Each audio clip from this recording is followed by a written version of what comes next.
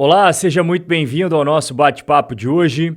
Ontem, o senhor Donald Trump soltou este tweet aqui, ó. Fique tranquilo, tudo vai dar certo. Os Estados Unidos serão maiores e melhores do que nunca. Esse é um ótimo momento para comprar DJT. E DJT é as iniciais de Donald John Trump, que é o nome dele, como se fosse a assinatura dele. Agora, também é o ticker da empresa Trump Media and Technology Group, que é negociada na Nasdaq. Aí ficou aquela dúvida, pô, será que ele tá falando que é para comprar bolsa agora e assinou ao final, né? Dando mais credibilidade ainda àquela recomendação? Ou será que ele estava falando para comprar as ações da empresa dele? Chama atenção o momento que ele escreveu esse negócio, né? Porque as bolsas americanas desabando. Só para você ter uma ideia, do topo que elas bateram em fevereiro desse ano mesmo, nossa, passou tão rápido, né? O topo que elas bateram em fevereiro até agora, Nasdaq tinha caído 25%, S&P 500 tinha caído 20%. Ambas já dentro do território de bear market, que é quando as coisas saíram de uma mera quedinha e já entraram numa crise mais profunda. E na sequência, olha o que ele fez. Trump recua, suspende tarifaço por 90 dias. E aí o que você acha que aconteceu com as bolsas? Para quem está no mercado financeiro foi um negócio que a gente não viu isso. Em vida, pelo menos, assim, uma subida tão alta em questão de minutos, cara. Nasdaq acabou subindo 12%. O S&P 500 subindo mais de 9%. E teve empresas famosas e gigantescas que conseguiram subir mais ainda. A Tesla subiu 22%, a Nvidia subiu 18%, a Apple 15%. E a tal da DJT, lembra da empresa do Donald Trump? Ela subiu do dia anterior até ontem 31%, meu amigo. E sobrou até para os brasileiros. Pegou no rebote ali. Ibovespa subindo 3%. O dólar que estava sendo negociado a 6,10 foi lá parar em 5,84. E aí os democratas, que é considerado esquerda nos Estados Unidos, falaram, pera lá, meu, Trump, será que não manipulou esse mercado aí não? E aí a pergunta que eu faço para você, o Trump manipulou o mercado ou o Trump não manipulou o mercado?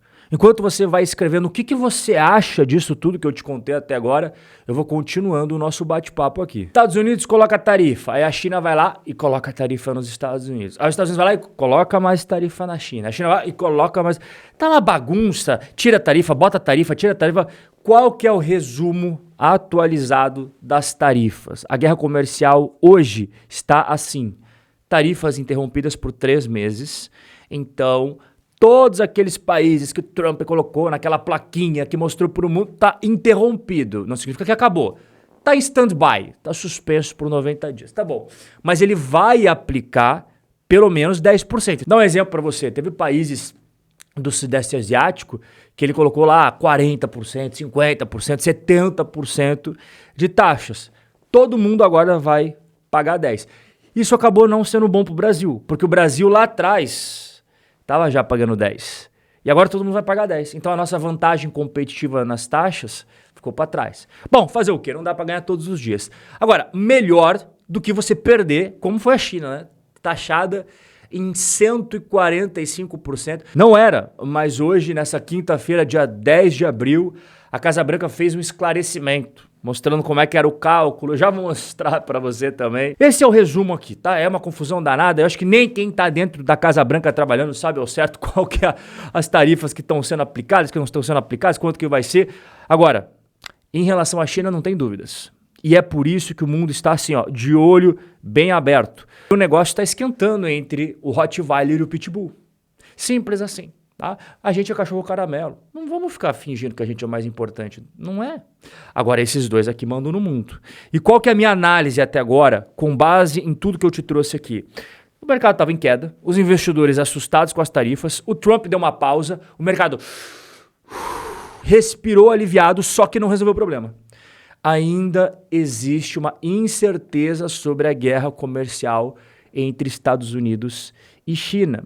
E antes de eu continuar fazendo a minha parte aqui, nesta quinta chuvosa e fria, de 10 de abril. Você tem que fazer a sua parte também, né? Então, enquanto você vai deixando o seu dedo no like e se inscrever no canal, eu vou fazendo a minha parte aqui, entrando de solo em mais um assunto, que foi a retaliação de ontem da China. Ela colocou tarifas de 84% nos produtos americanos. Isso daqui, você está vendo que é um sinal claríssimo de que a China não está arregando. O Trump bota taxas, eles botam taxas. O Trump bota taxas, eles botam taxas. E qual que é a minha análise desse cenário específico entre China e Estados Unidos? Primeira coisa, tensão internacional. Ah, é só entre os Estados Unidos e a China agora. Cara, mas os dois mandam no mundo. Eles são os maiores parceiros comerciais de todos os países do planeta Terra. Alguns países é os Estados Unidos, outro é a China. Quando um está no primeiro lugar, o outro está no segundo. Quando o outro está no segundo, o outro está no primeiro. É assim que funciona. O mundo é dominado por esses dois. Então, como eles estão um no pescoço do outro, Rottweiler com o Pitbull se degladiando, tem essa tensão global e um risco de ruptura comercial. Tá? Os países, entre eles, não estão se entendendo mais. Só que isso gera impactos globais. Os cachorros caramelos, que é o nosso caso aqui, só fica assim. Ó.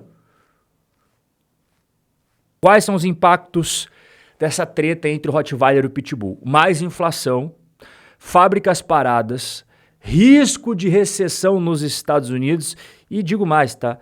Recessão global, porque se os Estados Unidos espirra, o mundo fica doente. Se não bastasse toda essa confusão, hoje a Casa Branca confirmou que as tarifas contra a China é 145%, que estava uma dúvida. Foi tanta coisa colocada, soma isso, tira aquilo. Ninguém sabia mais quanto que seria aplicado à China. Tá aqui, eles esclareceram. 145%. Bom, aí o que você acha que aconteceu após esse esclarecimento da Casa Branca? Mais uma queda. Tá aí na tela o S&P 500, o Ibovespa dos americanos, caiu hoje 3,46%. Nasdaq, a pancada foi pior ainda, queda de 4,19%. Então todo aquele frenesi que a gente viu ontem, se recuperando e tal, cara, durou pouco. Como a gente aproveitou o rebote ontem para subir, hoje a gente engatou para cair junto, né? Ibovespa também em queda. O dólar, que ontem terminou em 5,84, explodiu aqui hoje, chegou a bater até 5,95. É muita volatilidade que nós estamos vivendo, né? Um sobe e desce danado. E finalizou o dia aqui em 5,90. Vamos arredondar aqui, ó, 5,90. Quais são as minhas recomendações para você nesse cenário maluco e caótico?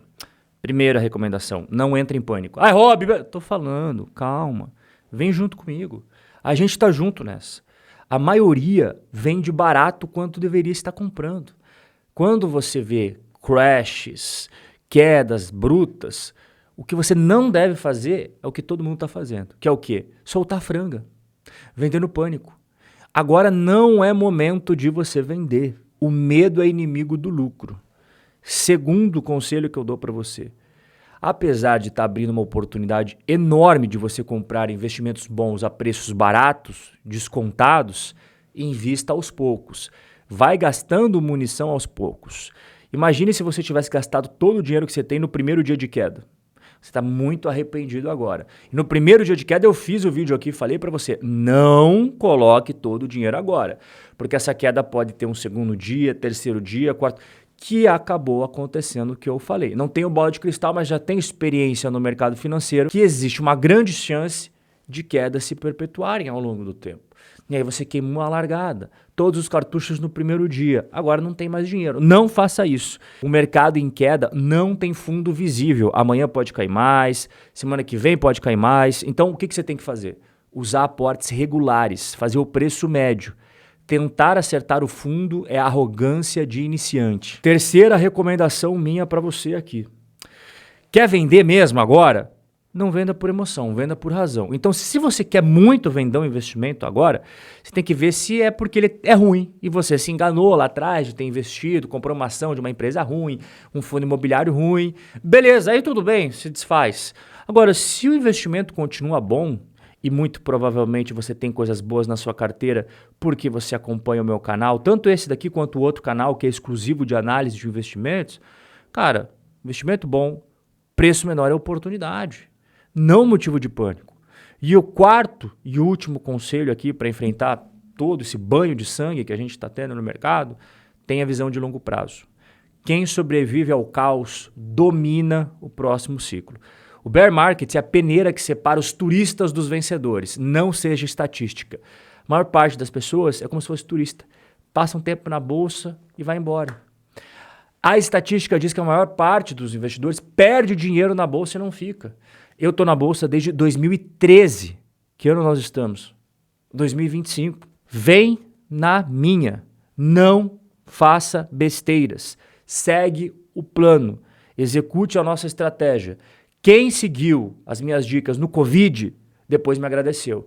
E eu quero que você siga essas dicas aqui para você botar mais dinheiro no seu bolso e depois, quem sabe, você também pode me agradecer. Apesar das bolsas estarem derretendo e o momento ser muito delicado, tem algumas coisas que são boas aqui. A China acabou de fechar uma grande compra de soja brasileira. Por quê?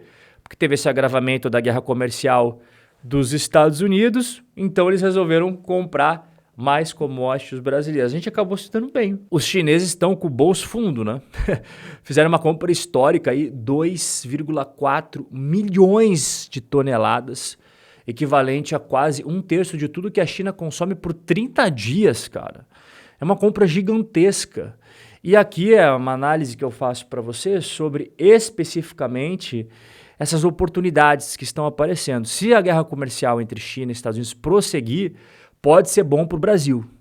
O Brasil pode ganhar ainda mais espaço. A gente perde em alguns pontos, é verdade, não tem como a gente sair ganhando 100%. Mas em outros a gente acaba vendo oportunidades pintando na nossa frente. Pô, vamos agarrar essas oportunidades. Aqui é uma delas. E saiu hoje também o fluxo cambial negativo. E, cara, ele chamou atenção porque ele foi recorde. Então, entre janeiro, fevereiro e março desse ano 2025, foi o maior saldo negativo. Então tivemos isso daqui de entradas e isso daqui de saídas. Desde que o Banco Central começou a controlar isso daqui, em 1982, foi o pior resultado para 3 primeiros meses iniciais de um ano. Vou até colocar para você na tela o gráfico que ilustra muito bem a situação atual. Então olha só a quantidade de dólares que saíram, cara. É bastante coisa, né? A gente superou inclusive os 3 primeiros meses do ano da pandemia. Por que que isso aconteceu? Eu fiz a minha análise aqui para você entender tudo.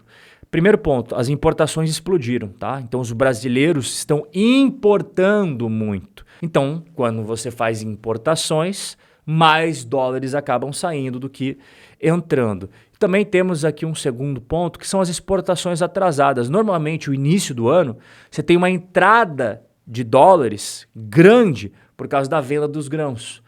Só que em 2025 atrasou e aí acabou piorando esse saldo. Mesmo com a Selic no talo, os juros até agora não estão ocasionando uma inadimplência muito grande nos empréstimos brasileiros. Apesar desse aumento que a gente viu aí, 5º aumento seguido recentemente na taxa Selic, né? A inadimplência está se mantendo estável, segundo as informações divulgadas pelo Banco Central ontem. Então vamos conferir quais são essas informações. Apesar dos juros subirem muito, a Selic foi elevada, os juros médios estão chegando a 30% ao ano no sistema financeiro. O Brasil não é para amadores, né? Só que mesmo assim a inadimplência segue estável. Os números de pessoas, e tanto pessoas físicas quanto pessoas jurídicas, né, CPFs e CNPJs inadimplentes, até que não cresceu. Está na faixa ali de 3 a 3,3%. E por que está acontecendo isso? Também fiz a minha análise aqui para você. Porque o mercado de trabalho ainda está forte, tem bastante gente empregada, a taxa de desemprego está baixa, ou tem muita gente também recebendo benefícios, aí não tem necessidade de trabalhar, mas está entrando dinheiro no bolso. E também porque os bancos ficaram mais seletivos. Eles viram que, poxa, a Selic no talo, o mundo começando a ficar conturbado, o Brasil dando uns problemas aí internamente no cenário fiscal, vamos ser muito mais seletivo na hora de emprestar. Vamos só conceder dinheiro para quem tem chance de pagar. E aí é claro que a taxa de inadimplência acaba caindo. Minha opinião, eu acredito que gradativamente ao longo desse ano a gente vai ver a economia brasileira esfriando, os números de desempregados subindo e a inadimplência, caso a Selic permaneça nesse patamar absurdo, vai começar a dar uma pipocadinha. Não acredito que com esse cenário que a gente tem hoje, aqui em cima da mesa, que ela vai estourar. Agora, que pode sim aumentar, isso eu coloco as fichas em cima. E já que a gente está falando em taxa de juros, O Setúbal, né, o Alfredo Setúbal, CEO da Itaúsa, falou que está difícil ter retorno acima do custo de capital. O que ele quis dizer com isso daí? Bom, eu fiz minha análise aqui para você, tá? São 2 pontos principais. Primeiro é os juros altíssimos no Brasil. Os juros reais, você pega a taxa de juros, já desconta a inflação, está entre 7% a 9% ao ano no Brasil. Então dificulta muito encontrar investimentos que deem retorno acima desse custo.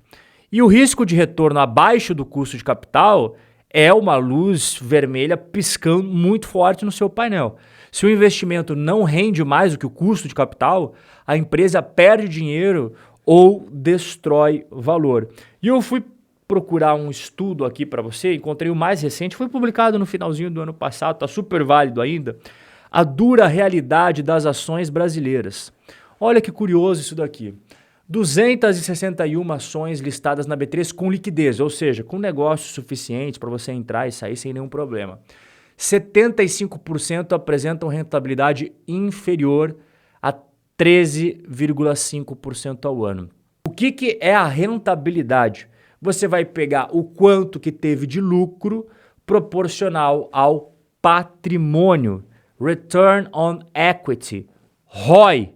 E o ROI das empresas brasileiras, a grande maioria acaba perdendo para a taxa de juros. Ou seja, se você fosse ser extremamente pragmático, não teria sentido essas empresas estarem tocando os seus negócios. É claro que elas acreditam que o cenário vai melhorar e tudo mais, a taxa de juros vai cair, mas fato é que a foto hoje é essa, né? E se nesse momento você está mais perdido que cego em tiroteio, tá na hora de você parar de improvisar. Você precisa de estratégia, de direção, de quem vive isso daqui todo santo dia. Se você quer proteger o seu dinheiro e investir com inteligência mesmo em tempo de caos, entra na minha consultoria. Aqui a gente não fica no achismo. Aqui a gente pensa como os que vencem.